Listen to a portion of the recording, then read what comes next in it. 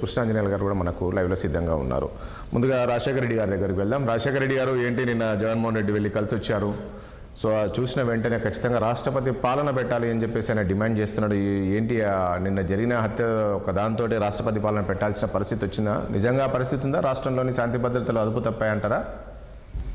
రాజేష్ గారు, మీకు అలాగే మాణిక్యాలరావు గారికి, తిరుపతిరావు గారికి, కృష్ణాంజనేయులకి, మీ 60 వీక్షకులందరికీ కూడా గుడ్ మార్నింగ్ అండి. మీరు ఇప్పుడు మాట్లాడుతూ ఏదైతే చంపిన అతను చనిపోయిన అతను ఇద్దరు కూడా వైసీపీ అని చెప్పి తెలుస్తుంది అని చెప్పేసి మీరు ఒక జర్నలిస్ట్ లాగా మాట్లాడారండి. కాకపోతే చంపిన అతని పేరు జిలానీ అండి, చనిపోయిన అతని పేరు రషీద్. చంపిన అతను జిలానీ అని అతను ఇతనండి. నేనేమంటున్నా కరెక్టే అన్నది. ఇద్దరు వైసీపీకి చెందిన నేతలే కదా. చంపిన జిలానీ అనే అతను ఇతనండి. మార్క్ చూడండి సార్. అంటే వైసీపీ వాళ్ళు ఎప్పుడు సార్ పచ్చ కండువా వేసుకున్నారు? వైసీపీ పార్టీ గుర్తు ఎప్పుడు సార్ తెలుగుదేశం పార్టీ గుర్తయింది? ఓకే,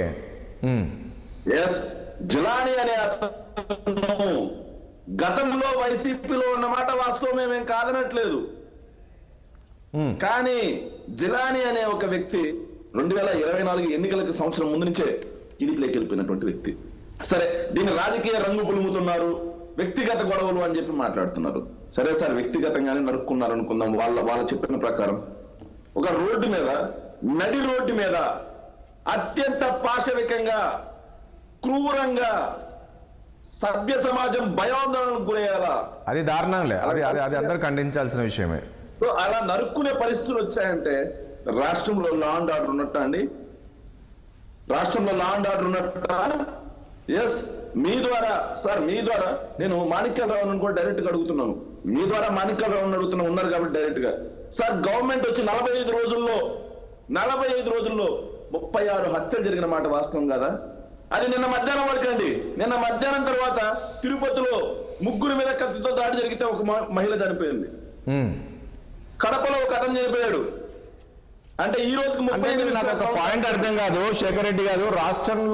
రాష్ట్రంలో ఏం జరిగినా అది ఈ ప్రభుత్వానికి లింక్ పెడతారా? సార్, ఒక విషయం చెప్తాను సార్.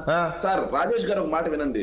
రాష్ట్రంలో నరుక్కొని చనిపోతా ఉంటే, రాష్ట్రంలో ఆత్మహత్యలు జరుగుతుంటే, ఎక్కువగా రాష్ట్రంలో మైనర్ బాలికల మీద ఆఖరికి గేదెల మీద కూడా అత్యాచారాలు జరుగుతూ ఉంటే మాకేం సంబంధం అని ప్రభుత్వం ఊరుకుంటారా?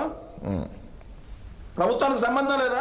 లా అండ్ ఆర్డర్ని గాడిలో పెట్టే బాధ్యత ప్రభుత్వంది కాదా? వచ్చి నెల రోజులు అవుతుంది కదా, ఇవన్నీ చక్కదిద్దుతున్నాం అంటున్నారు. 45 రోజులు సార్. అదే 36 రోజులు. ముఖ్యమంత్రి గారు బయటకు వచ్చి స్ట్రాంగ్ కౌంటర్ ఒకటి ఇచ్చారా? హోంమంత్రి గారు అయితే బాధ్యతారహితంగా అక్కడ కూర్చొని నేను లాఠీ పట్టుకొని తిరగాల, నేను గన్ను పట్టుకొని తిరగాల అని చెప్పేసి అత్యంత బాధ్యతారహితమైన స్టేట్మెంట్ అది. ఇక పవన్ కళ్యాణ్ గారు అయితే నిమ్మకం నీరెత్తినట్టు కూర్చున్నారు. బీజేపీ వాళ్ళైతే మాకెందుకు, మాకు మంత్రి పదవులు వచ్చాయి అన్నట్టుగా బీజేపీ వాళ్ళు కూర్చోన్నారు. సార్, దారుణం. ఇవన్నీ వాళ్ళు ఎంత దారుణంగా మాట్లాడతారంటే సార్, ఇంకో విషయం సార్, ఆఖరికి నిన్నటి వరకు మేము అత్యాచారాలు 30కి పైన అనుకుంటే, నిన్న ఈవినింగ్ నేను డిబేట్ లో ఉన్నప్పుడు గుడివాడలో ఇంకొక అత్యాచారం అండి. ఒక మైనర్ బాలికని చంపేసి పడేస్తే వాటర్ లో 12-13 రోజులైనా సరే కనీసం ఆ అమ్మాయి శవాన్ని తెచ్చిలేనంత అసమర్థ ప్రభుత్వం రాష్ట్రంలో ఉంది.